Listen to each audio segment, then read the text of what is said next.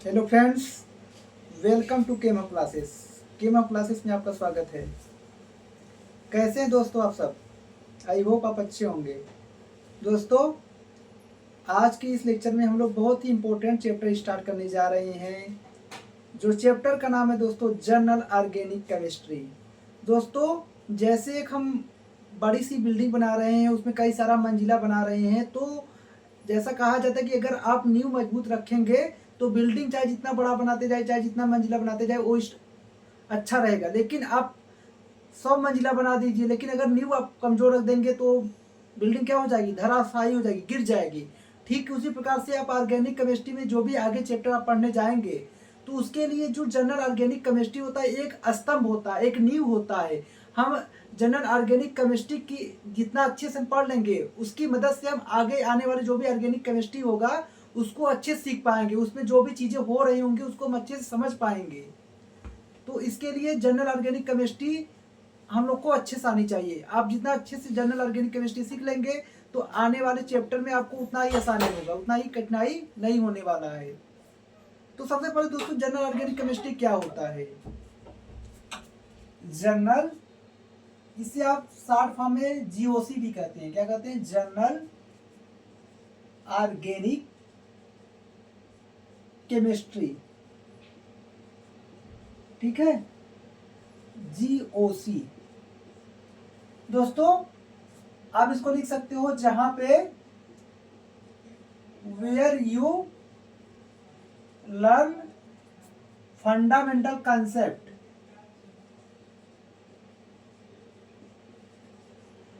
General organic chemistry से हम क्या सीखते हैं? फंडामेंटल कंसेप्ट सीखते हैं। That help to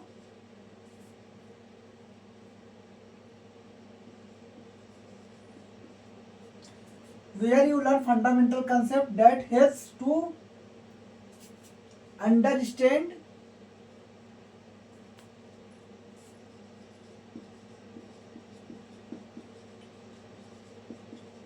the things happen in organic chemistry।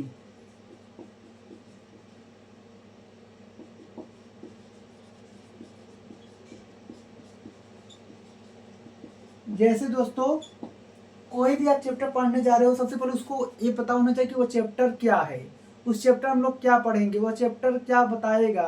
तो हम जनरल ऑर्गेनिक केमिस्ट्री पढ़ने जाए तो जनरल ऑर्गेनिक केमिस्ट्री से सबसे पहले हम क्या समझते हैं? जनरल ऑर्गेनिक केमिस्ट्री से हमें क्या सीख मिलेगी? हमसे इससे ये हेल्प मिलेगी, जो भी आने वाला चैप्टर होगा उसमें हमें बहुत मदद होगा जनरल ऑर्गेनिक केमिस्ट्री से। जनरल ऑर्गेनिक केमिस्ट्री हमको अच्छे से आ गई तो हमें आगे आने वाले कंसेप्ट जो भी रहेंगे ऑर्गेनिक केमिस्ट्री में, आने वाले चैप्टर में, उसको हम अच्छे से समझ पाएंगे।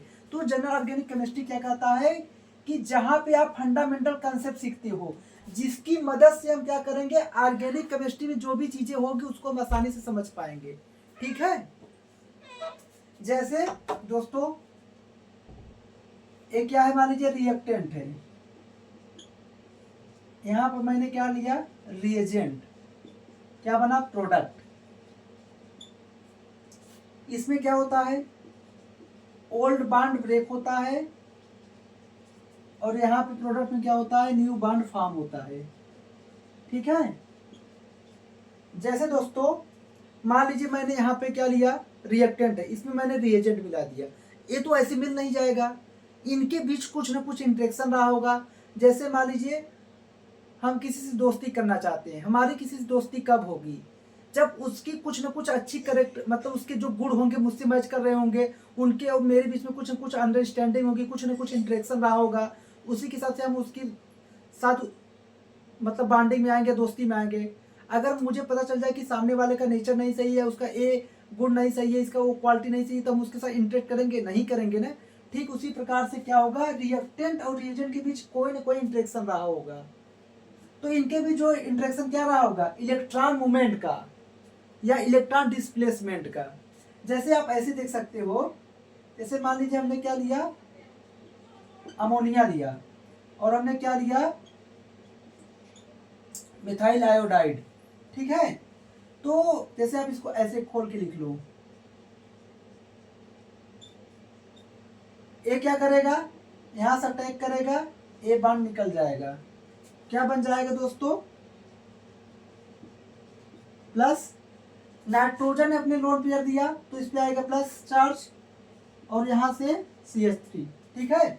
आप कहोगे सर ऐसे क्यों अटैक नहीं किया, मतलब आप ऐसे कर सकते सर ऐसे अटैक करना चाहिए था, यहाँ से हाइड्रोजन निकलना चाहिए था। मतलब आप पूछ सकते हो कि सर CH बाड नहीं टूटा, CI बाड ही क्यों टूटा, क्योंकि जो कार्बन आयोडीन का बाड है वीक होता है, और वीक बाड जल्दी टूटता है, रिएक्शन ज्यादा फास्ट जाती है। जो कार्बन H बाड होता है दोस्तों, ये स्ट्रांग होता है, तो वीक वाला जल्दी टूटेगा, स्ट्रांग वाला देर से टूटेगा, तो जल्दी जो टूटेगा वहीं से रिएक्शन फास्ट होगी ना। तो आप यहाँ देख पा रहे जो कार्बन आयोडीन का पुराना बांड था वो टूट गया, अब कार्बन और नाइट्रोजन की बांड में एक नया बांड बन गया। समझ पा रहे हो, मतलब इसमें एक तरह से क्या हो रहा है, इलेक्ट्रॉन का डिस्प्लेसमेंट हो रहा है, इलेक्ट्रॉन क्या मूव कर रहा है, क्या हो रहा है यहाँ पे, इनके बीच क्या होता है, आप समझ सकते हो, इनके बीच इलेक्ट्रॉन मूवमेंट होता है। क्या होता है, इलेक्ट्रॉन मूवमेंट बोल लो या बोलो इलेक्ट्रॉन का डिस्प्लेसमेंट, मतलब रिएक्टेंट और रिएजेंट के बीच क्या हुआ है, इलेक्ट्रॉन का मूवमेंट हुआ है या इलेक्ट्रॉन का डिस्प्लेसमेंट हुआ है। ठीक है, आगे देखते हैं।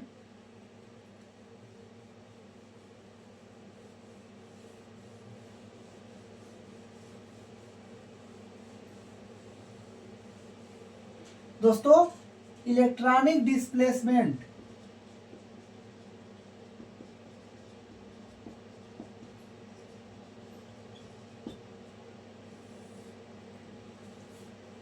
में क्या क्या होगा, इंडक्टिव इफेक्ट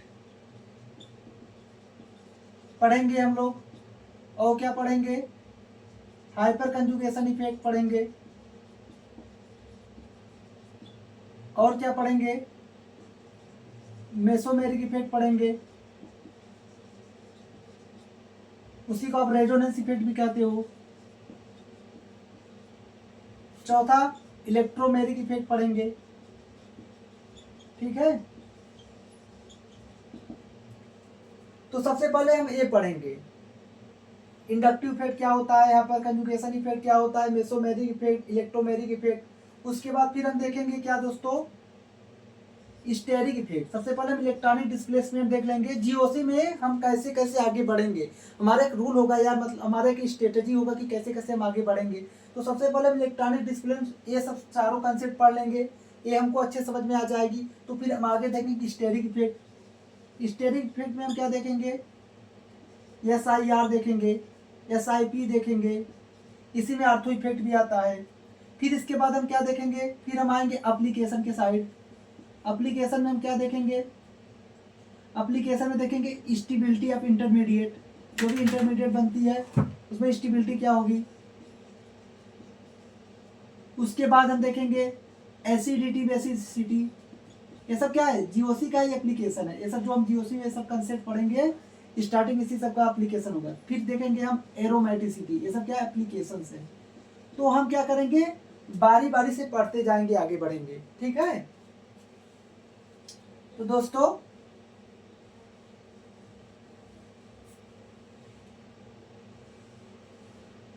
अब इलेक्ट्रॉनिक डिस्प्लेसमेंट में ही हम दो इफेक्ट पढ़ते हैं, एक परमानेंट इफेक्ट होता है और एक टेम्पोरेरी इफेक्ट होता है।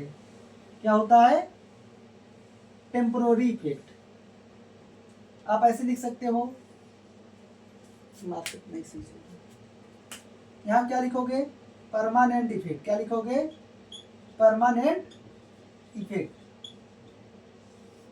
यहाँ क्या लिखोगे, टेम्पोरेरी इफेक्ट। Temporary effect. अगर इस प्रकार का जो डिस्प्लेसमेंट है, सच टाइप ऑफ डिस्प्लेसमेंट यदि टेक्स प्लेस, यदि ये रिएजेंट की एब्सेंस में हो, किसमें हो, रिएजेंट की एब्सेंस में हो। यदि दोस्तों इलेक्ट्रॉनिक डिस्प्लेसमेंट, मतलब ये जो डिस्प्लेसमेंट है अगर रिएजेंट की अनुपस्थिति में हो, तो वह इफेक्ट कौन सा कहलाएगा, परमानेंट इफेक्ट कहलाएगा। इसमें कौन कौन से आते हैं? इंडक्टिव इफेक्ट आएंगे, परमानेंट इफेक्ट। दोस्तों एक कॉम्पिटिटिव एग्जाम में डायरेक्ट पूछा जाता है। जैसे आपको ऑप्शन दे दिया inductive effect, hyper conjugation effect, फिर दे दिया मेसोमेरिक इफेक्ट, जिसे आप रेजोनेंस कहते हो। बोल दिया कि इसमें से कौन सा परमानेंट इफेक्ट है। जब आप अच्छे से पढ़े रहोगे तब ना आप टिक कर ले जाओगे, हाँ सर ये तीनों परमानेंट इफेक्ट के अंतर्गत आते हैं।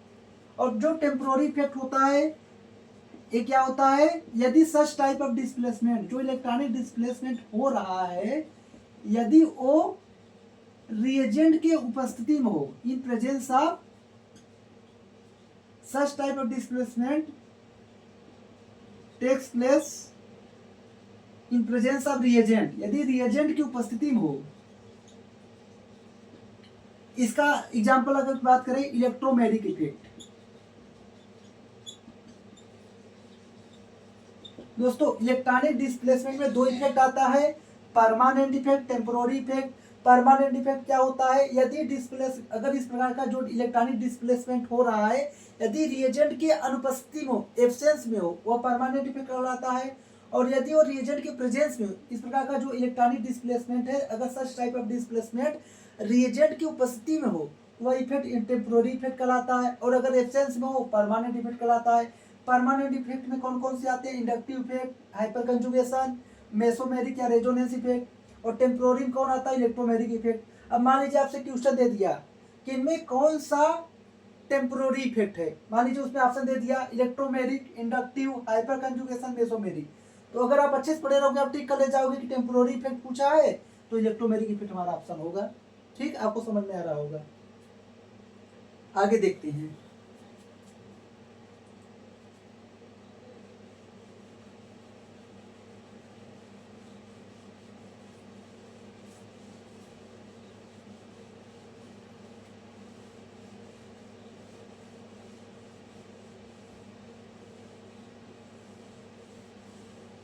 दोस्तों आता है हमारा, सबसे पहले हम क्या स्टार्ट करने जा रहे हैं? Inductive effect. Inductive effect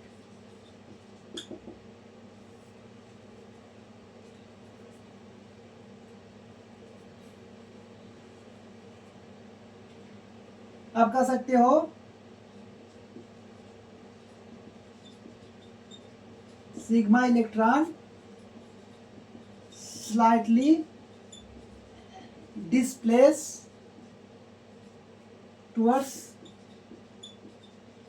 electronegative atom। मतलब इंडक्टिव इफेक्ट में बताया गया कि जो सिग्मा इलेक्ट्रॉन होते हैं वो इलेक्ट्रोनेगेटिव एटम की तरफ स्लाइडली डिस्प्लेस कर जाते हैं। जैसे मान लीजिए इलेक्ट्रोनेगेटिव एटम है, ये यहाँ सिग्मा इलेक्ट्रॉन, मान लीजिए एक बांड है, मान लीजिए मैं एक बांड, मैं और किसी दूसरे एटम के बीच में क्या सिग्मा बांड है। तो अगर ओ वाला सामने वाला इलेक्ट्रोनेगेटिव ज़्यादा होगा मुझसे, तो क्या होगा, जो हमारे बीच जो सिग्मा इलेक्ट्रॉन होंगे वो उसकी तरफ स्लाइडली डिस्प्लेस कर जाएंगे। This phenomenon is called inductive effect. मतलब ये जो फेनोमेनन हो रहा है इसी को हम क्या बोलते हैं? Inductive effect. The sigma electron slightly displace towards electronegative atom, this phenomenon is called inductive effect. अब एग्जांपल से समझिए, जैसे मान लीजिए यहाँ पे कोई एक क्या कोई ग्रुप है, मान लीजिए क्या है, इलेक्ट्रोनेगेटिव है, ठीक है।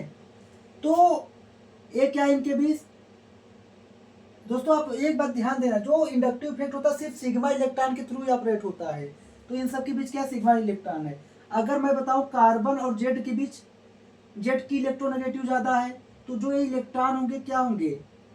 जेड के पास होंगे, फंक्शन ग्रुप के पास होंगे। ये फंक्शन ग्रुप क्या इलेक्ट्रोनेगेटिव है, तो जो इलेक्ट्रॉन की शिफ्टिंग हुआ इसकी तरफ होगा। और ये इलेक्ट्रॉन अपनी तरफ अट्रैक्ट कर रहा है, तो इस पर क्या आ जाएगा? Partial delta negative. इस पर क्या आ जाएगा? इलेक्ट्रॉन इसकी तरफ शिफ्ट हो रहा है, अपने से इलेक्ट्रॉन उसकी तरफ भेज रहा है, तो इस पर क्या हो जाएगा? Partial delta positive. इस इलेक्ट्रॉन अपनी तरफ पुश करने से क्या होगा? इसका साइज कम हो जाएगा। तो क्या करेंगे? इससे इलेक्ट्रॉन खींचेगा, इसकी इलेक्ट्रोनेगेटिव बढ़ गई तो ये सामने अपने से पीछे वाले से खींचेगा, तो ये जो इलेक्ट्रॉन होंगे इसकी तरफ शिफ्ट होंगे, इस पर डेल्टा प्लस पॉजिटिव। ऐसे ही ए वाला इससे खींचेगा, इसमें ऐसे ऐसे हो रहा है।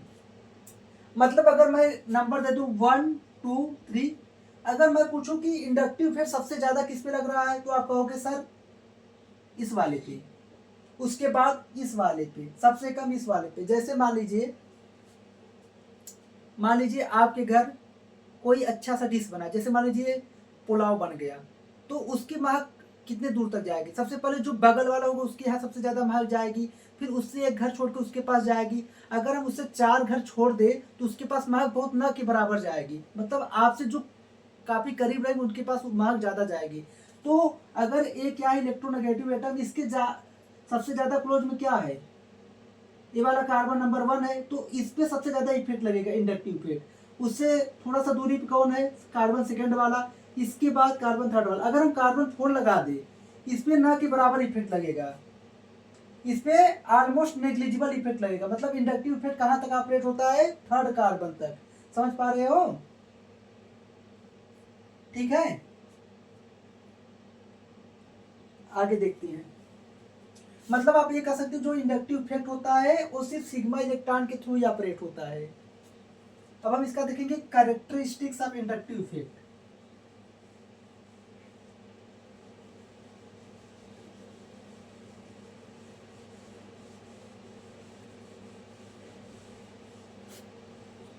क्या क्या कैरेक्टरिस्टिक्स है इंडक्टिव, इसको हम रख कर देते हैं।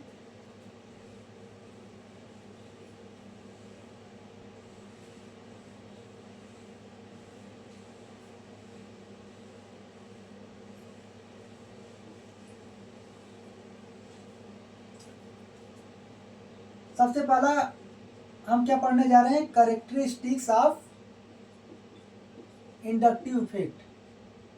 इंडक्टिव इफेक्ट का कैरेक्टरिस्टिक्स क्या क्या होता है, इसकी विशेषता क्या क्या है, आप ये कह सकते हो। तो सबसे पहले आप लिख सकते हो जो इंडक्टिव इफेक्ट होता है ये राइज क्यों होता है, इलेक्ट्रोनेगेटिविटी डिफरेंस की वजह से ये राइज होता है। मतलब इसका जन्म कैसे हुआ कह सकते हो, उत्पन्न कैसे हुआ, जहां पे इलेक्ट्रोनेगेटिविटी डिफरेंस होगा वहां पे आपको इंडक्टिव इफेक्ट देखने को मिलेगा। मतलब इट अराइजेस ड्यू टू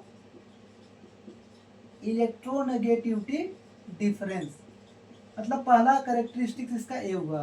दूसरा आप कह सकते हो परमानेंट इफेक्ट है। क्या है, इट इज परमानेंट इफेक्ट। ठीक है, यह क्या है, परमानेंट इफेक्ट होता है। तीसरा आप कह सकते हो it operate through sigma electron only. मतलब ये सिर्फ सिग्मा इलेक्ट्रॉन के थ्रू ही ऑपरेट होता है, पाई बॉन्ड वगैरह नहीं। It operate through sigma electron only. चौथा आप कह सकते हो इट ऑपरेट बोथ। मतलब ये सेचुरेटेड और अनसेचुरेटेड सिस्टम दोनों में लगता है जो इंडक्टिव इफेक्ट होता है। ठीक है, it operate both in saturated and unsaturated system. Unsaturated system. फिर आप कहोगे due to partial displacement of sigma electron. इसमें क्या होता है, सिग्मा इलेक्ट्रॉन का पार्शियल डिस्प्लेसमेंट होता है। Partial displacement of sigma electron. Sigma electron क्या होता है, पूरा पूरा डिस्प्लेस नहीं होता, पार्शियल डिस्प्लेस होता है। इसकी वजह से पार्शियल चार्ज ही क्रिएटेड होता है, फुल चार्ज नहीं होता है। मैंने अभी दिखाया था क्या होता है, पार्शियल चार्जेस आर क्रिएटेड।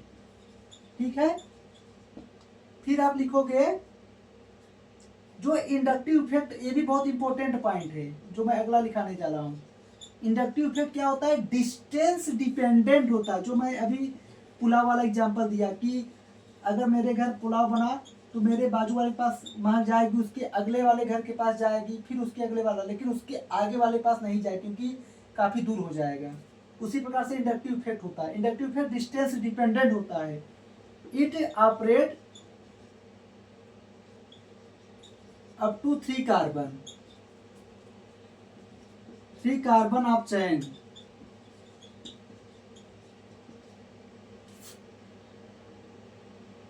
मतलब इट डिक्रीजेस, आप कह सकते हो ये डिक्रीज करता है विथ डिस्टेंस, मतलब डिस्टेंस बढ़ने पे क्या होता है, इंडक्टिव इफेक्ट घटने लगता है। ठीक है, ये सब क्या थे पॉइंट्स है। क्या क्या है, सबसे पहले इंडक्टिव इफेक्ट सबसे पहले क्यों आता है, इलेक्ट्रोनेगेटिविटी डिफरेंस।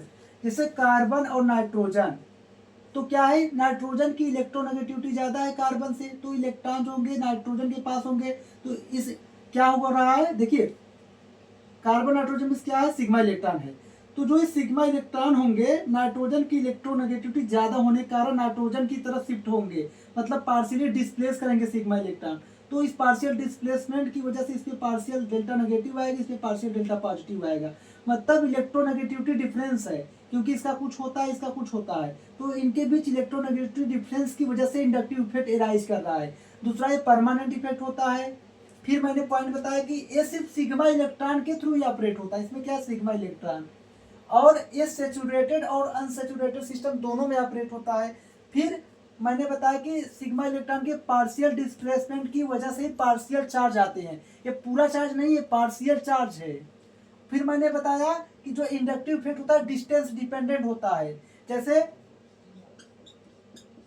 मान लीजिए यहाँ पे कोई इलेक्ट्रोनेगेटिव ग्रुप है, क्या करेगा ये, इनके बीच क्या sigma electron, inductive effect sigma electron के थ्रू ऑपरेट होता है, तो जो इलेक्ट्रॉन होंगे वो जेड के पास रहेंगे, इलेक्ट्रोनेगेटिव एटम की तरफ शिफ्टेड रहेंगे, मान लीजिए इलेक्ट्रॉन है तो इसकी तरफ शिफ्टेड रहेंगे।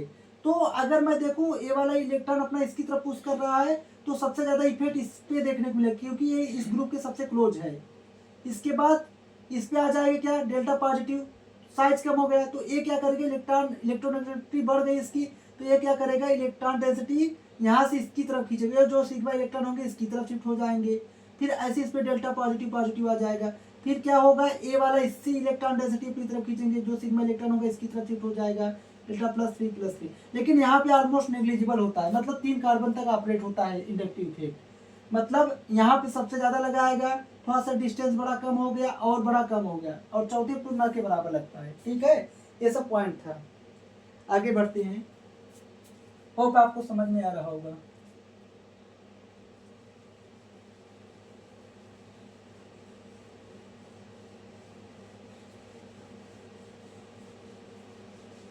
दोस्तों इलेक्ट्रोनेगेटिविटी का मैंने क्या बताया, बहुत बड़ा इसमें खेल है इंडक्टिव इफेक्ट में। तो अब हम देखेंगे कि इलेक्ट्रोनेगेटिविटी कब कब बढ़ेगी, कैसे बढ़ेगी। दोस्तों आप एक ट्रिक याद कर लीजिए,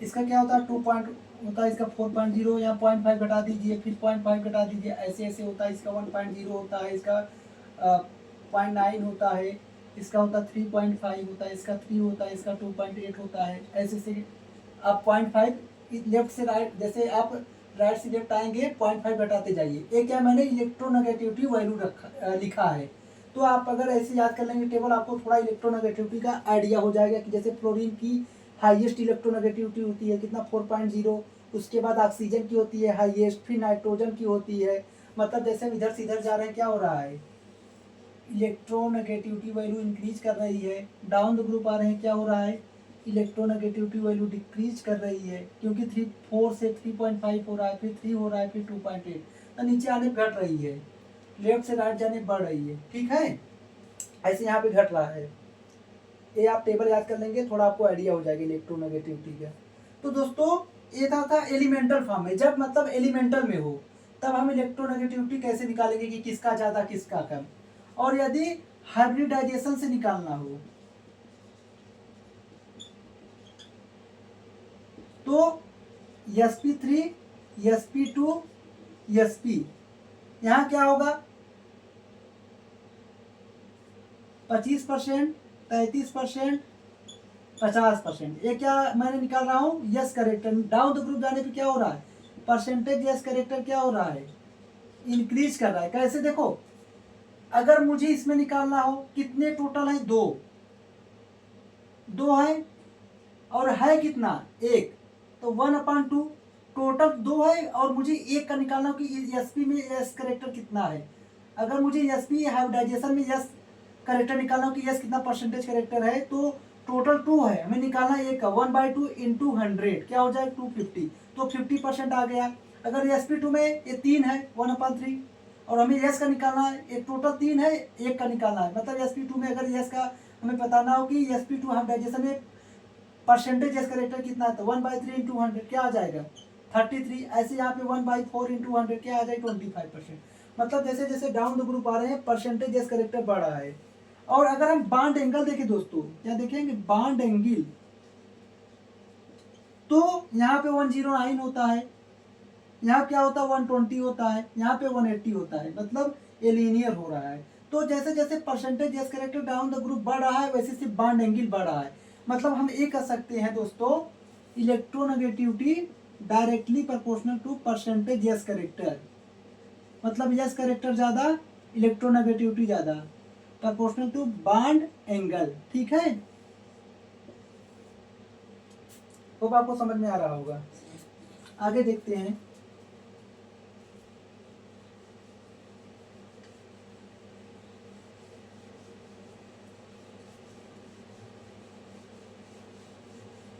अब एक हम एग्जाम्पल करेंगे।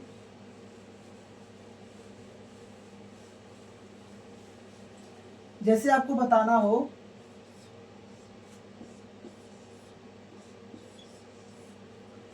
कि इसमें एस करेक्टर ज्यादा है, तो आप क्या बताओगे।